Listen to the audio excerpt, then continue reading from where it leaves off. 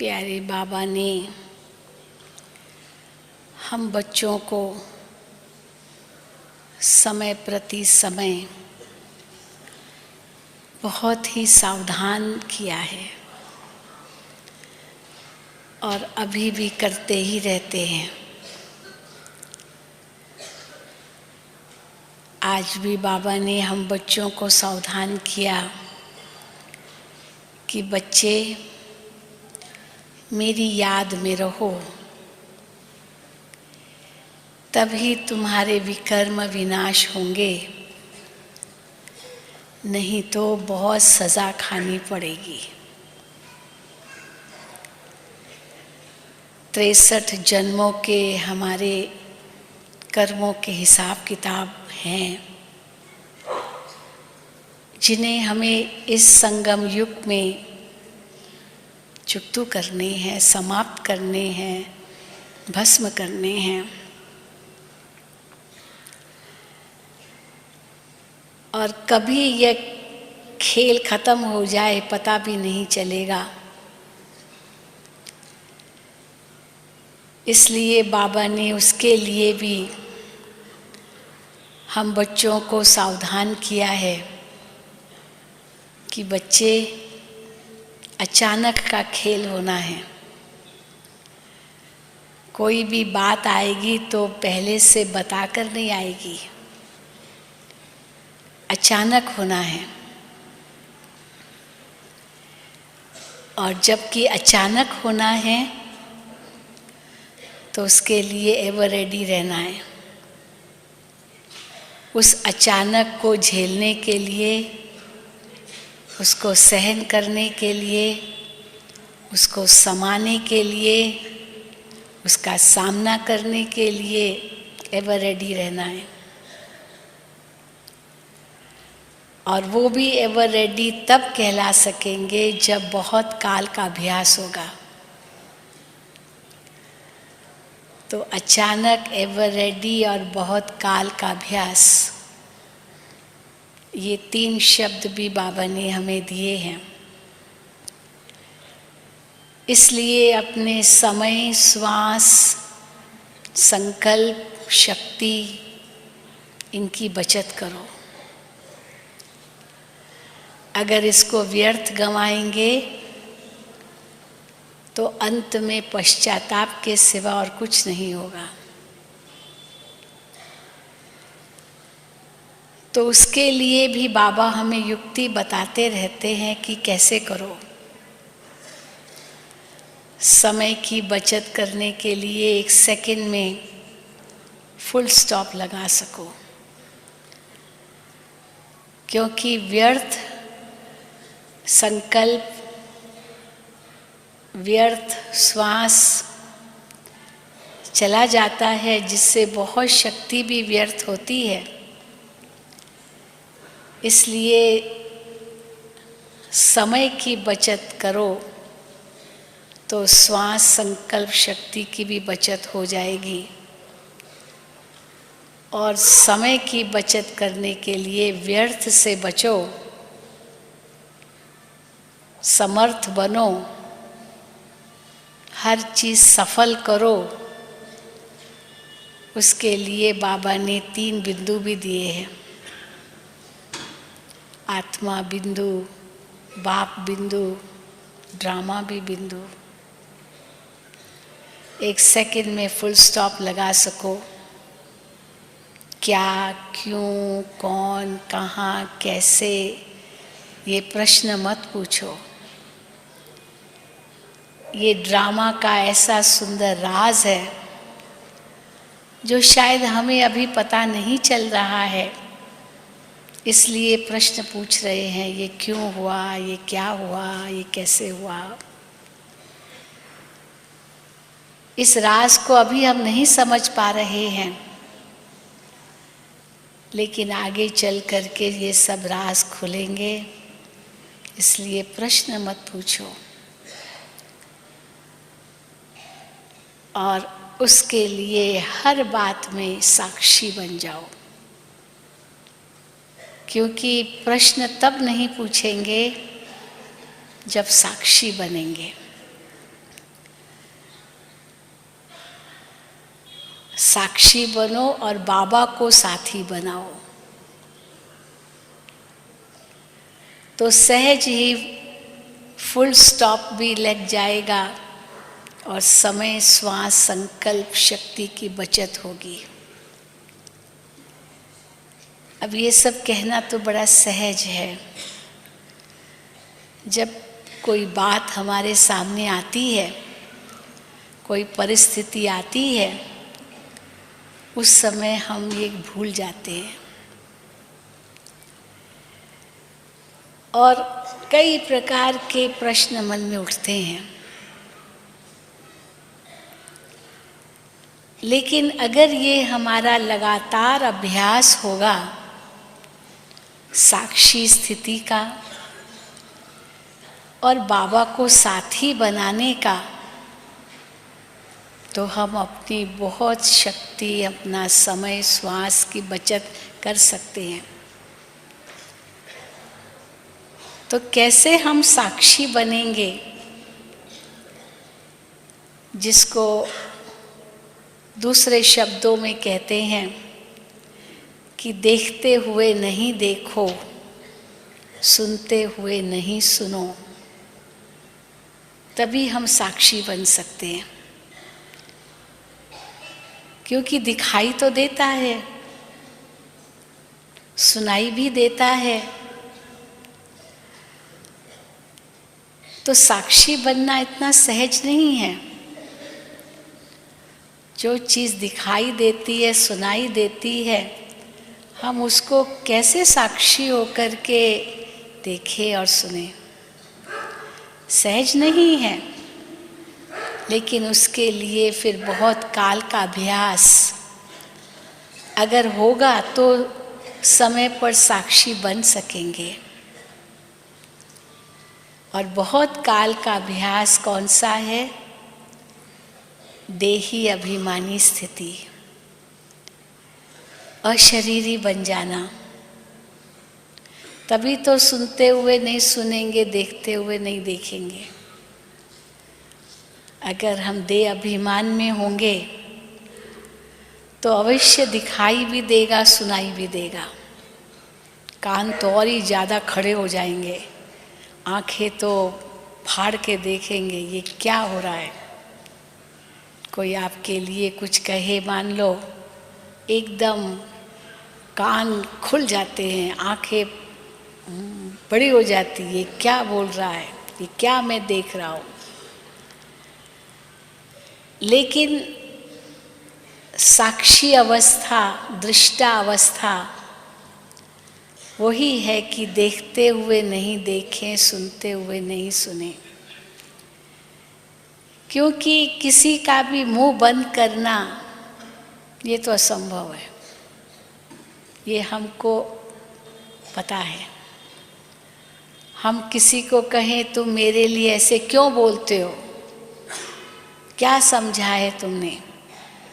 चलो वो कहेगा बोलता हूँ, मैंने कोई पाप थोड़ी किया, मैंने कोई गुनाह थोड़ी किया है, कुछ लगा थोड़ी आपको। मुख से बोला, हवा में उड़ गया। और फ्रीडम ऑफ स्पीच है, भारत स्वतंत्र देश है, सबके लिए लोग बोलते हैं। बड़े बड़े राजनेताओं के लिए कोई कम बोलते हैं क्या? किसी को भी छोड़ते नहीं हैं। वैसे देखो तो भगवान को भी नहीं छोड़ते हैं लोग। अगर किसी का कुछ नुकसान हुआ, कुछ हुआ, कोई कष्ट आया, हे भगवान तुमने मेरे लिए ऐसे क्यों किया, हे भगवान तुम कितने निर्दयी हो, तुम कितने बेरहमी हो, तो भगवान को ही नहीं छोड़ते हैं तो इंसान को क्या छोड़ेंगे। जिसका कोई दोष ही नहीं है उस पर भी दोष धरते हैं कि वो बेरहमी है, वो बहरा है, क्या क्या कहते हैं उनके लिए। तो जिसका कोई दोष भी नहीं है उसी पर ही इतने आरोप लगते हैं, उन पर उंगली उठती है, तो इंसान पर तो क्या नहीं उठेगी।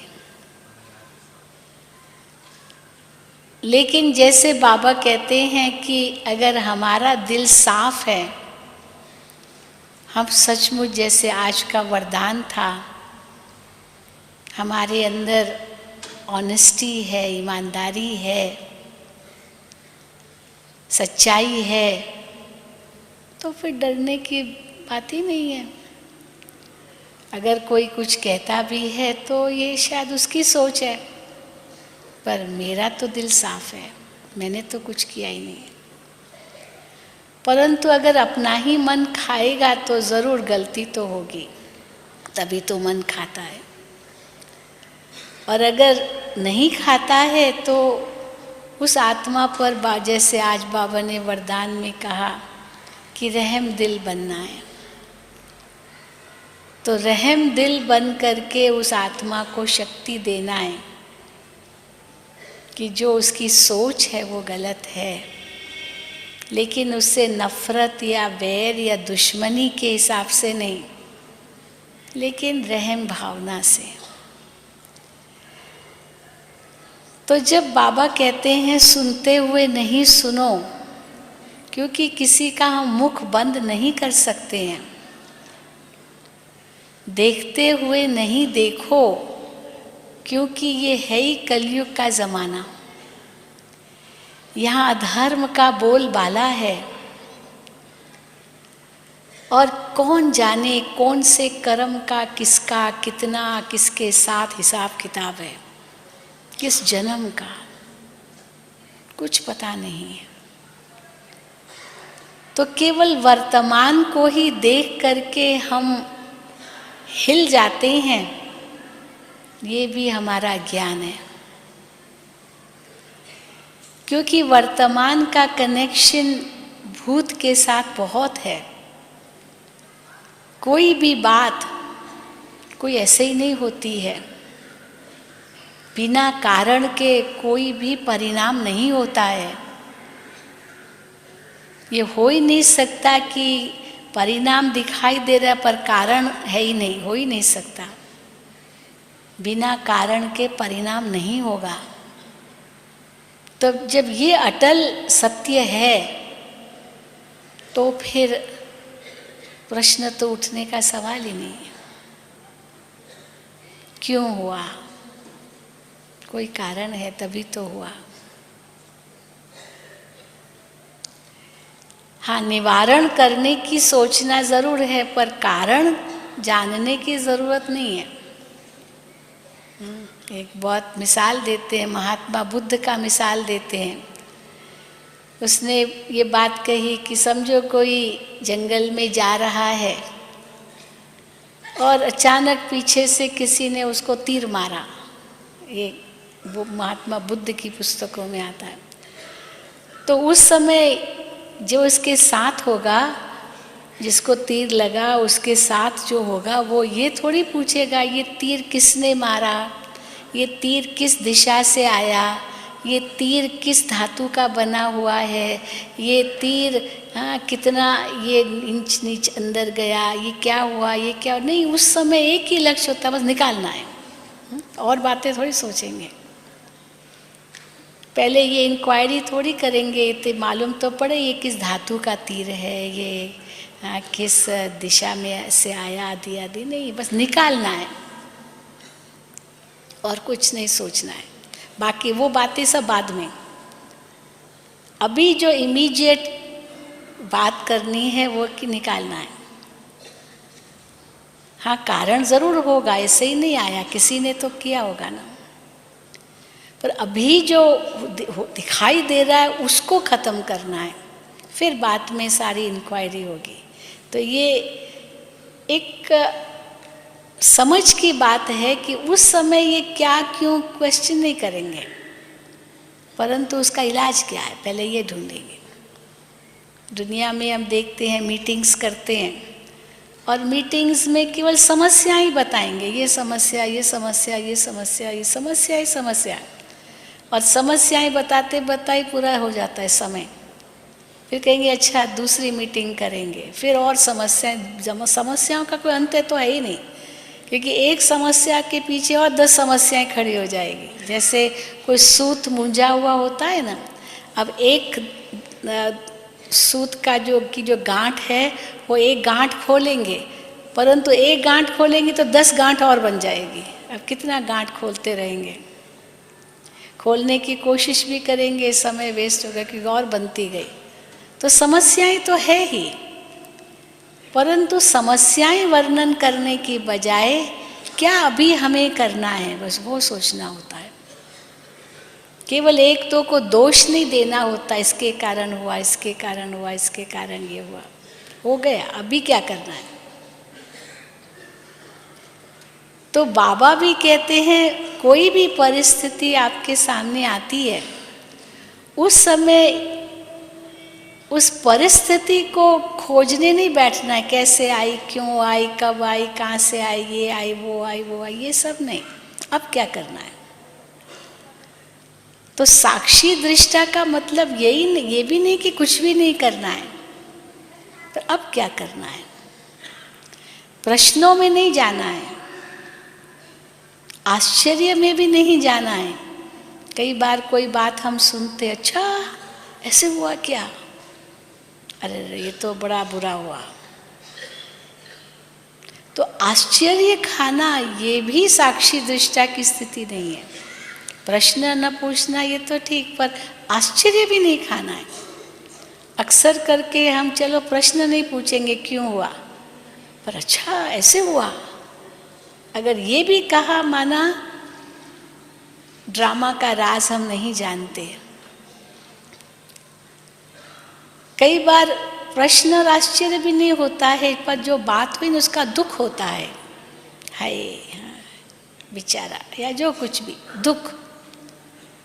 तो बाबा कहते दुख भी नहीं करना है, दुख भी नहीं करना है, क्योंकि दुख किस बात का, क्या पता कोई बहुत बड़ा सूली के समान कोई कष्ट आना होगा और ये कांटे के रूप में ही खत्म हो गया, तो और ही सोचो कि अच्छा हुआ कांटा ही लगा, केवल वो सूली समान नहीं हुआ, सूली से कांटा हो गया, तो दुख थोड़ी होगा। हो सकता था वो बहुत बड़ा लेकिन छोटा हो गया, तो चलो सूली से कांटा हो गया, तो दुख थोड़ी करेंगे। कई बार होता है ना, पहले पता नहीं चलता है ये ऑपरेशन करना है, तो लगता है बहुत बड़ी बात होगी। डॉक्टर भी कहेगा कितने घंटे लगेंगे पता नहीं, 5 घंटा, 6 घंटा, 8 घंटे का ऑपरेशन होगा, ये बड़ा है। लेकिन जैसे ही ऑपरेशन शुरू होता है पता चलता है अरे ये तो आधे घंटे में हो गया। कैसे हुआ, ये तो चमत्कार हो गया। तो वो 6 घंटा होगा, 8 घंटा होगा, ये सोच करके दुखी थोड़ी होते हैं, चलो कोई बात नहीं जितना भी हो। और सचमुच जब उस साक्षी स्थिति में ही है तो आधे घंटे में हो जाता है, सूली से कांटा हो गया। इसलिए दुख भी नहीं करना होता है। कई बार हम दुख नहीं करते हैं, चिंता करते हैं, क्या होगा, हाय अगर ये हुआ तो क्या होगा, क्या होगा, क्या होगा। चिंता करने की भी कोई बात नहीं है। बाबा कहते हैं जो होगा अच्छा ही होगा, क्योंकि बाबा ने जो हमें ड्रामा का राज समझाया है उसमें ये बहुत गहरी बात बताई है कि इस ड्रामा में जो कुछ होता है उसके पीछे एक कल्याण है। आज भी बाबा ने मुरली में कहा कि इतना बड़ा महाविनाश होगा, तुम बच्चों को महावीर होकर के उसका सामना करना है। बहुत थोड़े बच्चे वो महावीर स्थिति में होंगे जो इतना उसका भयंकर महाविनाश का सामना करेंगे। तो बाबा ने बच्चों को बहुत सुंदर ये बात कही, आज की मुरली थी, मिरुआ मौत मलूक का शिकार। कोई शिकारी शिकार करता है तो जिस जानवर का शिकार किया उसके लिए तो मौत है। तीर मारा उसको, तीर लगा तो फत करेगा, तड़पेगा वो जानवर मरने से पहले, तो उसके लिए तो मौत है। मिरु माना जानवर, जानवर के लिए तो मौत है, पर शिकारी के लिए तो वो शिकार है, क्योंकि उसको अपनी शिकार की सफलता मिली। दुनिया में तो यही है। तो मलूक यानी शिकारी के लिए शिकार है। मलूक का दूसरा भी अर्थ होता है फरिश्ता। तो अंत के समय बाबा कहते तुम फरिश्ते बन करके चारों ओर प्रकाश देंगे, तुम्हारा साक्षात्कार होगा, भक्तों को, दुखी आत्माओं को। तो वो स्थिति हमारी हमको बनानी है जो अंत में हम प्रकाश दे सके, न कि हम ही कहें हाय हाय हाय क्या हुआ क्या हुआ। दुनिया वाले तो हाय हाय करेंगे, ये मरे ऐसे कहेंगे, और हम कहेंगे बस अब वापस जा रहे, घर जाना है। हमें घर जाने की खुशी होगी, क्योंकि यहाँ का तो बैगेज बंद है, एवर रेडी है। कहीं जाना है, बैगेज तैयार है, जब बुलावा आएगा हम तैयार है। इसीलिए बाबा कहते एवर रेडी रहो, बैगेज तैयार। इस बैगेज में क्या लेकर जाना है? संसार की कोई वस्तु तो नहीं चलेगी। बैगेज में क्या लेके जाना है? जैसे पहले ज़माने में जाते थे ना, 3 चीज़ें होती थी।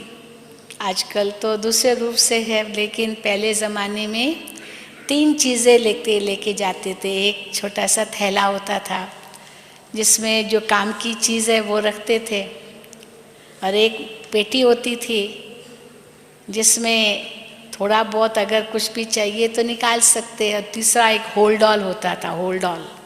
वो होल्डॉल में सारा सामान डाल देते थे, जो रास्ते में नहीं खोलना है, वो जब मंजिल पर पहुंचेंगे ना तब वो खोलेंगे।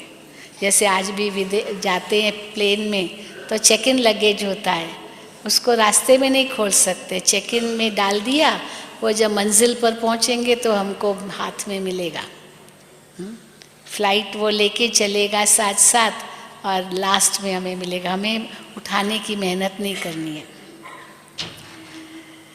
तो हाथ में चलो पर्स लेते हैं, छोटी सी सूटकेस लेते हैं, और फिर वो होल्ड ऑल या चेक इन लगेज जो अंत में ही खोलना है।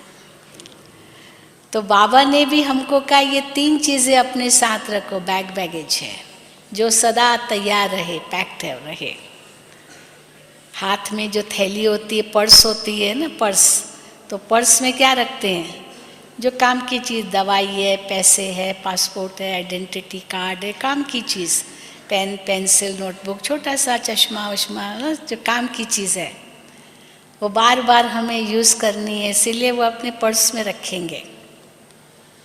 मोबाइल रखेंगे, मतलब जो काम की चीज़ तुरंत हमें चाहिए। फिर एक छोटी सी हैंडबैग होती है जो थोड़ा आप प्लेन में भी जाते या ट्रेन में, चलो नीचे रख दिया, फिर बीच में कभी 1-2 बार खोलना है बस। बाकी जो बड़ा होल्ड ऑल है वो चेक इन लगेज, वो तो डेस्टिनेशन पर मिलेगा जब पहुंचेंगे मंजिल पर। तो हमारे लिए बैगेज कौन सी है? हमारा मन, ये हमारी पर्स है। पर्स लेते हैं ना, तो मन रूपी पर्स है। इस मन में क्या भरना है? केवल शुद्ध संकल्प, केवल श्रेष्ठ संकल्प, केवल सकारात्मक संकल्प, हर एक के लिए शुभ सोचना, हर एक के लिए शुद्ध सोचना, यही भरना है और कुछ भरना नहीं है, क्योंकि यही लाइट ट्रैवल है। अगर नेगेटिव विचार मन में रखेंगे, किसके प्रति ग्लानि के, ईर्ष्या के, नफरत के, वैर के, दुश्मनी के, लोभ के, ईर्ष्या के, जो कुछ भी, ये भारी हो जाएगा आपका हैंडबैग, उठा नहीं सकेंगे, बोझ बन जाएगा। तो मन में अगर शुद्ध संकल्प, ये हर एक आत्मा के लिए, जिसको बाबा कहते हैं शुभ भावना, शुभ कामना, हर एक आत्मा के लिए, कोई भी हो, कैसी भी हो, तो आपका ये पर्स दुआओं से भर जाएगा, और ये बहुत हल्का होगा, और ये बहुत ही कीमती होगा। तो मन रूपी पर्स में क्या रखो? शुभ भावना, शुभ कामना, श्रेष्ठ विचार, ज्ञान, ज्ञान के रत्न भरो, बस यही मन में संकल्प चलने चाहिए। हर परिस्थिति में ज्ञान अपनाओ। हर बात के लिए बाबा ने ज्ञान दिया है। फिर वो जो छोटी सूटकेस है या थैला है या अटैची है छोटी सी, जो थोड़ा कभी बीच में रास्ते में चाहिए, वो आपकी बुद्धि। बुद्धि में क्या भरो? गुण और शक्तियाँ भरो। किस समय अचानक उस गुण की ज़रूरत पड़े, उस शक्ति की ज़रूरत पड़े, उसको यूज़ कर सको। जिसके लिए बाबा कई बार कहते हैं कि कई बार चीज़ें तो बहुत होती है, लेकिन वो कहाँ रखी है पता ही नहीं पड़ता। ढूंढते ही रहो, उसमें भी टाइम जाता है। इसलिए का एवर रेडी, वो आपके सामने हाजिर हो। किस समय सहन शक्ति की आवश्यकता है, समाने की शक्ति की आवश्यकता, उस समय हाजिर हो जाए। ये नहीं कि मालिक हो और ऑर्डर करो और वो आए नहीं आपके पास, या 10 मिनट के बाद आए नहीं, उसी वक्त चाहिए। तो वो आपके पास हैंडी हो, जब चाहो निकाल सको। ये भी एवर रेडी की निशानी है। तो मन और बुद्धि, और फिर जो होल्ड ऑल है या चेक इन लगेज जो मंजिल पर मिलती है, वो आपके संस्कार, शुद्ध संस्कार। वो कैसे बनते हैं? श्रेष्ठ कर्मों से बनते हैं। तो जो हम अच्छे कर्म कर रहे हैं, सच्ची भावना से, दिल से सेवा करते हैं, जो कुछ भी हम करते हैं बाबा की याद में निस्वार्थ भाव से, ये हमारे सत्कर्म पूंजी तैयार होते हैं।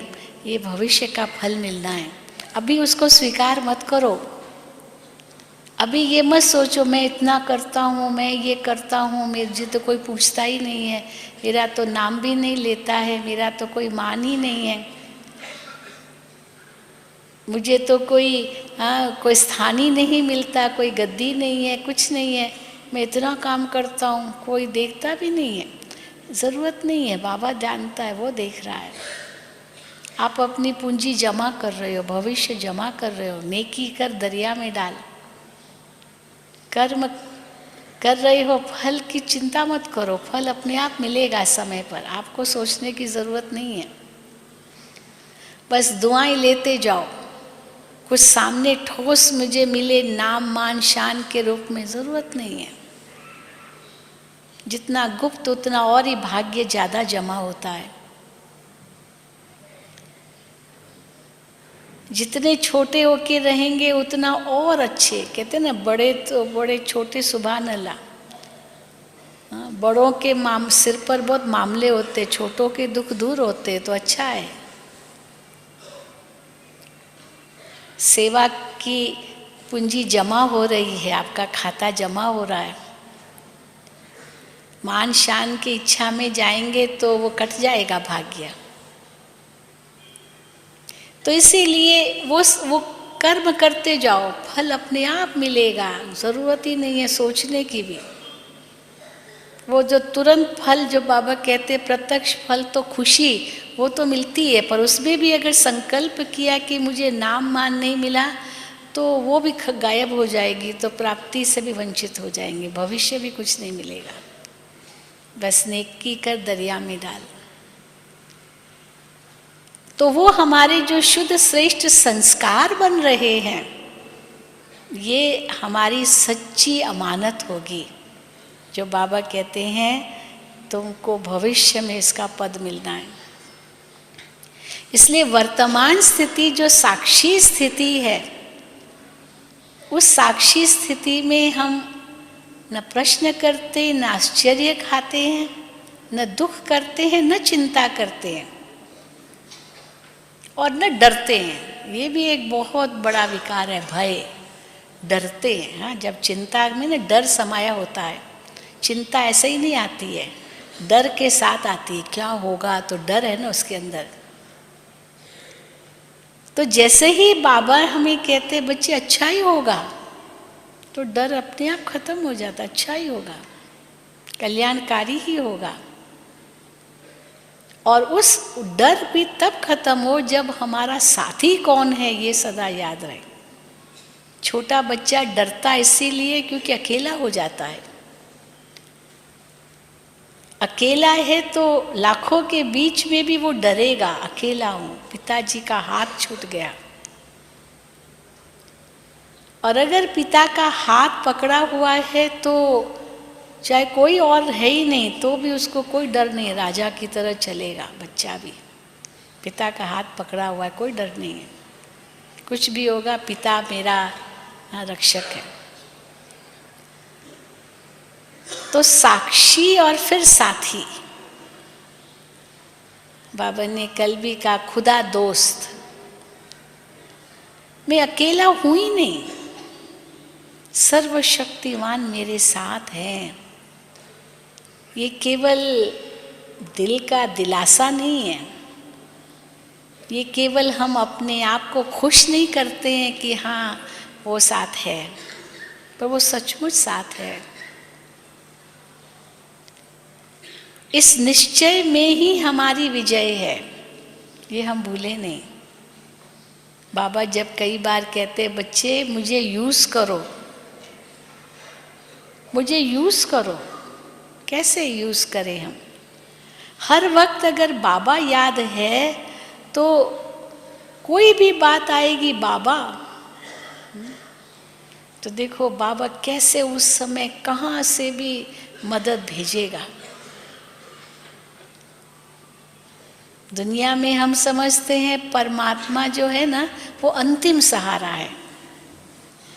पहले तो अनेक सहारे ढूंढते हैं, इंसान का सहारा ढूंढते हैं, वस्तुओं का सहारा, व्यक्ति, वस्तु, वैभव, कई बातों का सहारा। हाँ ये होता तो ये हो जाएगा, ये होता तो ये हो जाएगा। तो व्यक्ति, वस्तु, वैभवों को याद करते हैं सहारा के रूप में। लेकिन जब और कोई सहारा नहीं मिलता, जब देखते कुछ भी सहारा नहीं, हे भगवान अब आप ही सहारा हो, तो भगवान को अंतिम सहारा समझते हैं। और हम क्या कहते हैं, अंतिम सहारा है या पहला सहारा है? हाँ? कौन सा सहारा है वो, अंतिम या पहला? पहला। उनको अंतिम समझते हैं। जब देखते और कोई चारा नहीं, कुछ रास्ता दिखाई नहीं देता है, बस अब गया कि गया, तो हे भगवान अब आप ही मेरे रक्षक हो। या तो ये रूप की अंतिम सहारा है, और अगर उसको चलो एक ही सहारा मानते भी हैं तो भी किस रूप में मानेंगे कि भगवान कोई चमत्कार दिखाएगा तब उसके सहारे का अनुभव होगा। चलो वही सहारा है तो कोई चमत्कार हो जाए तब हम महसूस करें कि हाँ सहारा मिला। लेकिन कोई चमत्कार का भी इंतज़ार नहीं करना है। जो सहारा भी परमात्मा देगा तो भी किसके द्वारा ही देगा ना। हाँ, वो कहानी सुनाते हैं ना कि एक व्यक्ति कैसे किसी गांव में ऐलान हुआ, अनाउंस हुआ कि बाढ़ आ रही है, कोई डैम फटा है तो पानी आएगा गांव में, इसलिए जल्दी जल्दी गांव खाली करो। तो लोग खाली करने लगे, लेकिन एक व्यक्ति अपनी झोपड़ी में कहा कि नहीं मैं तो नहीं जाऊंगा, भगवान मुझे मदद करेगा, भगवान मेरा सहारा है। तो वो नहीं गया, बाकी सब चले गए। पड़ोसियों ने बहुत कहा चलो चलो चलो, अनाउंस हुआ है खाली करना है गांव, पर वो नहीं गया। तो पानी आ गया तो घर के अंदर भी घुस गया, चारों ओर पानी पानी हो गया, मकान में भी। तो एक नाविक आया, चलो इस नाव में बैठ जाओ। हाँ नाव, क्योंकि पानी चारों ओर हो गया तो नाव चलने लगी, जल्दी बैठ जाओ आपको ले जाएंगे। उसने कहा नहीं नहीं नहीं, भगवान मेरा सहारा है, भगवान मेरा सहारा है। तो पानी और चढ़ गया तो ऊपर चला गया, छत के ऊपर खड़ा हो गया। पानी चढ़ गया, छत तक भी आ गया, गले तक आ गया। और एक हेलीकॉप्टर उस समय आया, उसने रस्सी फेंकी, भाई इस पर चढ़ जाओ। तो उसने कहा नहीं नहीं, भगवान मेरा सहारा है, भगवान मेरा सहारा है। हाँ? तो पहुंच गया भगवान के पास। तो भगवान को कहता है भगवान तुमने मुझे मदद क्यों नहीं की, मैं तो आपको ही सहारा मान रहा था, आपने मुझे मदद नहीं की। तो भगवान ने कहा कैसे नहीं मदद की, आपको 3 दूत भेजे, मैंने ही तो भेजे थे। वो पड़ोसी भी मैंने ही भेजा, वो नाविक भी मैंने ही भेजा, वो हेलीकॉप्टर वाला भी मैंने ही भेजा, लेकिन आपने समझा ही नहीं। तो सोचा भगवान मेरा सहारा है, भगवान मेरा सहारा है, वही साथी है, वो मदद करेगा। कोई चमत्कार की अपेक्षा की क्या? क्या मतलब था कि भाई पानी वहीं रुक जाएगा, यहाँ तक नहीं आएगा? वो तो आना ही था। तो भगवान भी अगर मदद करेगा तो किसके द्वारा ही करेगा ना। कई अनुभव हैं कैसे बाबा की मदद मिलती, किसके द्वारा, अचानक सोचते भी नहीं है, पर बाबा के पर पूरा भरोसा है तो किसके द्वारा जरूर मिलेगी ना, कोई ऐसे चमत्कार से थोड़ी मिलेगी। पर उसको भी समझने के लिए बाबा कहते हैं कि विशाल बुद्धि चाहिए, शुद्ध बुद्धि चाहिए, अंधश्रद्धा भी नहीं चाहिए, सच्चा विश्वास भी चाहिए, अपना पुरुषार्थ भी चाहिए। ये नहीं हाथ पर हाथ धर के बैठ जाएंगे बाबा मदद करेगा। बाबा तो उनको मदद करेगा जो खुद को मदद करेंगे। पर खुद को मदद करने का मतलब ये नहीं कि मैं ही करने वाला हूँ, अभिमान भी ना आ जाए। और जब सफलता मिले तो उसका अभिमान भी न करे ये मैंने किया, लेकिन ये बाबा की मदद थी, बाबा ने किया, बाबा ने कराया। तब बाबा की सच्ची मदद भी अनुभव करेंगे। मैंने ये किया, अभिमान आ गया तो बाबा दूर हो जाएगा। बाबा के कहा ठीक है करो, तो उसमें मेहनत ज़्यादा, सफलता कम मिलेगी। पर सच्चे दिल पर साहिब राजी, अंदर में दिल साफ है, तो चाहे विघ्न कितना भी बड़ा लगता होगा पर बाबा उसको सूली से काटा कर देता है, क्योंकि अंतर में शक्ति है, एक बल एक भरोसे की। ये है साथीपन की अनुभूति। मैं अकेला नहीं हूँ, हजारों भुजाओं वाला बाप मेरे साथ है, सर्वशक्तिवान मेरे साथ है। लेकिन इसका मतलब ये भी नहीं है कि कोई विघ्न आएंगे ही नहीं, ये भी नहीं है। कई लोग समझते हैं ये विघ्न क्यों आने चाहिए, हम भगवान मेरे साथ है तो विघ्न आने ही नहीं चाहिए। विघ्न तो आएंगे क्योंकि ये संसार है ही विघ्नों का संसार। माया तो खड़ी है सामने, बॉक्सिंग चल रही है, तो सामने वाला मुझे ठोंसा न मारे ये थोड़ी होगा। बॉक्सिंग के वो एरिना में खड़े हैं और बॉक्सिंग चल रही है और मैं को ये मुझे मारे नहीं, ये थोड़ी होगा, वो तो मारेगा। लेकिन मुझे कैसे उसका सामना करना है ये मुझे ज्ञान हो, वो मारे नहीं ये नहीं सोचना है।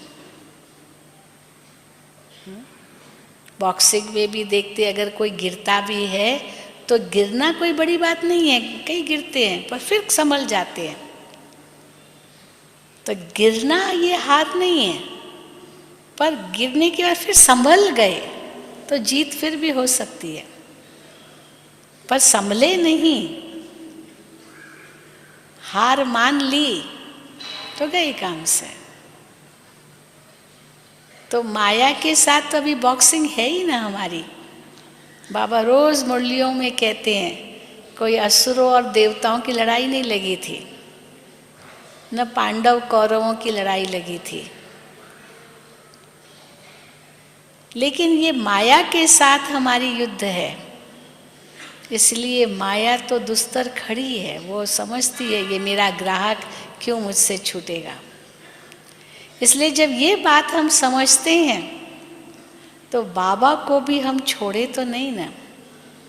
कहीं ऐसा भी न हो कि जिसको बाबा कई बार कहते न इधर के रहे न उधर के रहे। बाबा भी छूटा और समझते हैं कि भाई बाबा साथ है, पर बाबा तो छूटा हुआ है, और दुनिया को भी छोड़ा, समझा दुनिया मेरे साथ है, तो वो भी नहीं है साथ, तो बाबा भी साथ नहीं है, तो दोनों जहाँ से गए। तो जिसका हाथ पकड़ा है उसका हाथ मजबूत पकड़ना चाहिए, वो छूटे नहीं। जिस ओर जाना ही नहीं है उस ओर का रास्ता तकना ही क्यों, उसको देखना ही क्यों। अब उस पुरानी दुनिया में से मेरा लंगर हट चुका है तो उस पुरानी दुनिया के बारे में सोचना ही क्यों। बाबा ने कहा कि बच्चे मेरे साथ चलना है, अभी घर चलना है, घर चलना है। तो घर चलना है, घर चलना है, इसकी धुन लगी रहे, धुन लगी रहे, घर जाना है। उसके लिए एवर रेडी बनना है, लाइट बनना है, हल्का बनना है। अचानक आ जाएगा बुलावा, सचमुच हम तो देखते अचानक, मन न चित कैसे अचानक सब कुछ होता है। उस समय आश्चर्य खाना एक स्वाभाविक हो जाता है, लेकिन नहीं, आश्चर्य नहीं खाना है, प्रश्न नहीं करना है, दुख नहीं करना है, चिंता नहीं करनी है, डरना भी नहीं है। इसको कहा जाता है साक्षी स्थिति और बाबा को साथ ही रखना। हर परिस्थिति में अचल अडोल अटल स्थिति रहेगी, क्योंकि थोड़ा भी हम चलायमान हुए ना तो माया तो इंतजार कर ही रही है। और माया वहीं से आक्रमण करेगी जहाँ वो कमज़ोर हिस्सा देखेगी, हमारा कमज़ोर हिस्सा। जो स्ट्रॉन्ग हिस्सा है उस पर आक्रमण नहीं करेगी। जहाँ पर थोड़ी भी जिस संस्कार में हमें कमज़ोरी होगी हमारी, वहीं आक्रमण करेगी। चाहे वो आलस्य के रूप में हो, चाहे वो मुख की ज़बान के रूप में हो, चाहे दृष्टि के रूप में हो, चाहे कोई भी कर्म के रूप में हो। तो जिसमें हमारी कमज़ोरी है, चाहे जीव रस के रूप में हो, जिस भी रूप में कमज़ोरी है उसी रूप में माया आक्रमण करेगी। और ये भी नहीं है कि उसी एक रूप से हर बार आएगी, लेकिन हर बार नया रूप लेकर के आएगी और ये भी पता नहीं चलेगा कि ये माया का रूप है। तो जैसे बाबा बहुरूपी है तो माया भी बहुरूपी बन के ही आती है, लेकिन उसकी परख शक्ति चाहिए, माया है। सीता के लिए दिखाते ना, रावण को उसने पहचाना नहीं। वो मृग जो सोने का मृग था वो भी राक्षस ही था, पर उसको पहचाना नहीं। तो पहचान की कमी के कारण ही वो फंस गई। अगर पहचान होती तो फंसती नहीं।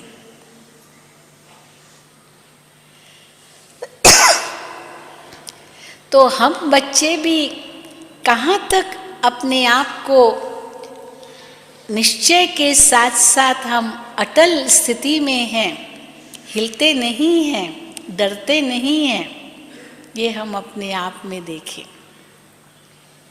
अगर कुछ भी हो जाए उस समय बाबा कहो तो बस अनुभव होगा कि बाबा मेरे साथ हैं और ये दृश्य को साक्षी दृष्टा की तरह हमें देखना है। सबसे बड़ा डर इंसान को होता है मृत्यु का, सबसे बड़ा डर। दुनिया में कितने प्रकार के डर हैं, लंबी लिस्ट है, डर क्यों होता है, किस बात से डर होता है, लेकिन सबसे बड़ा डर है मृत्यु का डर।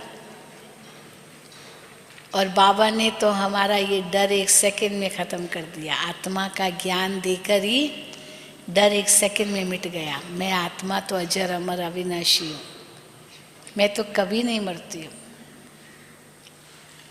सतयुग में आत्मा अभिमानी का ज्ञान ये रहेगा। यहाँ से ही तो संस्कार ले जाएंगे ना देवताएं भी। भले परमात्मा का ज्ञान नहीं रहेगा, आज भी बाबा ने मुरली में कहा, वहाँ न कोई परमात्मा को याद करेगा, न भक्ति करेगा, न किसी को कुछ साक्षात्कार भी होगा, ज़रूरत ही नहीं है। ये सब द्वापर कलयुग में है, भक्ति और साक्षात्कार और परमात्मा को याद करते हैं। पर एक चीज़ तो कायम रहती है सतयुग त्रेता में भी, और वो कौन सी है? हाँ, देह त्यागने से पहले आत्मा का ज्ञान रहता है कि मैं आत्मा ये चोला छोड़ नया चोला लूँगा। साक्षात्कार इसका ज़रूर होता है कि बच्चा जाकर बनूँगा। माँ बाप को भी साक्षात्कार इस रूप में होता है कि बच्चा आने वाला है, क्योंकि है तो पवित्र योगी।